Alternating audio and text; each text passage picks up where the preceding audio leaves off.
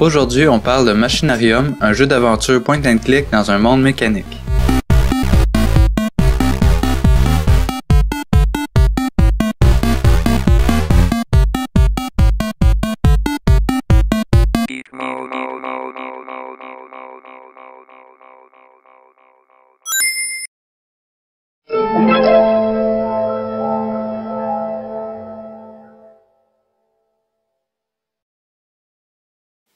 Bonjour et bienvenue à un nouvel épisode de Geek Mode. Je suis Solo, je suis accompagné de Kev et Bob.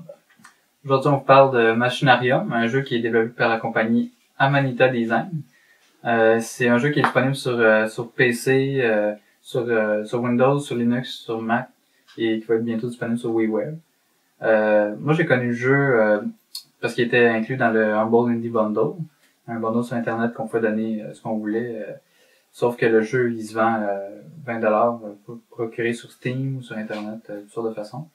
C'est un jeu d'aventure point and click, comme les vieux jeux LucasArts dans le temps aussi Era, que dans le fond, vous avez un personnage que vous contrôlez à l'écran en cliquant. Vous avez toujours des objets que vous pouvez accumuler dans votre inventaire pour les utiliser pour, dans le fond, continuer dans le jeu. Le jeu est fait en Flash. Sauf que c'est quelque chose qui paraît pas beaucoup à cause des graphiques. Mais ça, on va en parler un petit peu plus. Michael, qu'est-ce que t'en as pensé? Machinarium, j'adore ce jeu-là. Ça rock! Surtout que tu t'as pas joué à beaucoup de point and click. Non, le point and click, c'est pas un genre de jeu que je joue beaucoup. Un, de nos jours, il y en a plus beaucoup. Puis deux, moi, le PC, mon ordi est pas très fort, fait que je peux pas jouer au récent jeu. Puis c'est pas une plateforme que j'aime beaucoup, le genre de jeu, comme par exemple point and click. Mais le point and click, là, ça m'attire. J'avais joué à Super Monkey Island. Super Monkey Island. C'est pas le 2, ça, c'est un mix entre Super Monkey Ball et Secret Monkey Island. C'est quoi ta Monkey Island Special Edition? C'est quoi, c'est ça, celui sur Xbox 360. J'avais accroché, à un moment donné, j'ai bloqué, puis j'avais arrêté de jouer, je ne sais plus pourquoi. Ça m'a réattiré aussi vers lui, j'ai sûrement de continuer.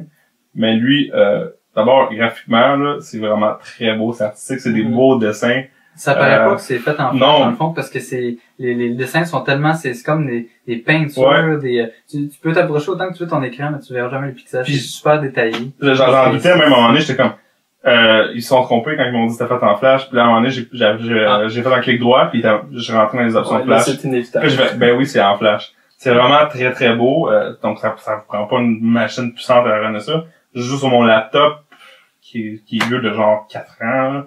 C'est un dual core, c'est un laptop de base, là. C'est les laptops les moins chers, pratiquement.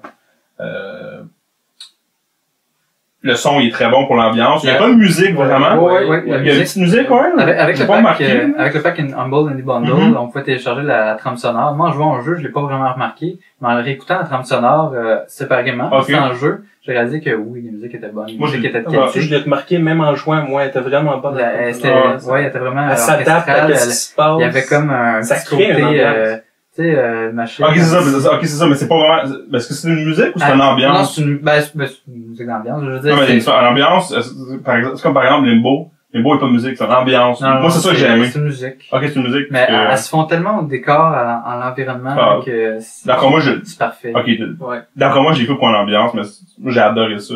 Le contrôle est assez simple, c'est point and click. Il y a quand même des petits problèmes parfois moi, j'ai eu ça sur Warhammer, vous avez dit, c'est à cause de ta machine. Des fois, j'avais des petites lags quand aux endroits qu'il fallait que je clique. Le curseur, il change de signe. Puis des fois, il y avait un petit problème, mais rien, là. Non, mais c'est ça, il y a un petit quelque chose, par exemple, qui c'est différent des autres point and click. Si vous n'avez joué beaucoup, ça va peut-être vous déranger. Il est plus interactif. Ouais, non, mais c'est que si, il y a un objet au bout de la pièce, que dans le fond, vous voulez utiliser un objet de votre inventaire avec un objet au bout de la pièce, il faut être à côté. Faut que vous vous rendez. Mais j'aime ça! Ben, c'est que ça empêche de voir à l'écran si... Ben, c'est ça, c'est parfait parce que moi, c'est mon opinion. C'est que je trouvais ça, c'était mon opinion des points and click, c'est, je clique n'importe où, puis à un moment donné, je vais le trouver, puis y a pas de problème. Tandis que là, t'es limité, fait qu'il faut que tu réfléchisses plus. Mais qu'est-ce qu'ils ont fait? Les puzzles sont plus simples. Ouais. Ils sont plus simples.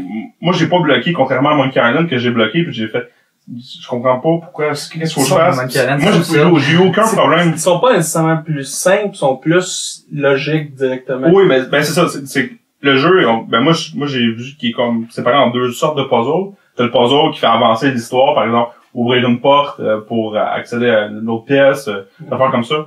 Puis t'as le puzzle classique, que c'est ça que j'aime pas dans ces jeux. Ouais, un panneau qu'on clique, puis qu'il y a un puzzle logique. Ouais, dire, genre un casse-tête. C'est bouger des points pour les inverser. Ouais, des affaires comme ça. Des labyrinthes. Moi, j'aime pas ça. Qu'il faut, je pense, rediriger le circuit avec de l'électricité, là. Ouais. C'est pas compliqué en tant que tel, c'est genre un puzzle de 9 pièces qu'il faut bouger, là. Ouais. Mais ça m'a pris du temps. Ouais, c'est ça, mais c'est que ça m'apporte rien. Si je veux faire des puzzles de même, donne-moi un disque qui s'appelle compilation de puzzles pas faisables, puis mettez-en des centaines, comme les sudoku. Puis quelqu'un qui veut en faire, il va en faire. Mais moi, qu'est-ce que je veux, c'est faire des puzzles logiques, comme un peu Limbo. Genre, la boîte, tu sais, faut que je la mette. Est-ce qu'il faut que je monte? Faut que je la bouge? Quel objet faut que je prenne? C'est ça que j'aime. Puis j'ai adoré ça. Puis j'ai vraiment hâte de continuer. Là, j'étais à moitié du jeu. J'ai arrêté pour faire d'autres choses. Ben, il y a un point aussi que je veux dire, c'est que on n'a pas...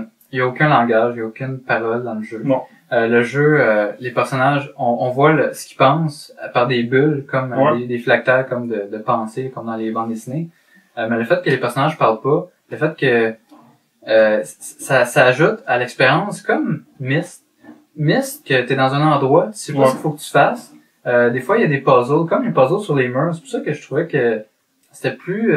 c'était comme un Myst, dans le fond, tu découvres l'environnement. C'est universel, c'est ça, sauf que Myst était vraiment perdu. Ouais, c'est sûr que vous allez avancer. Myst, sauf que c'est ça.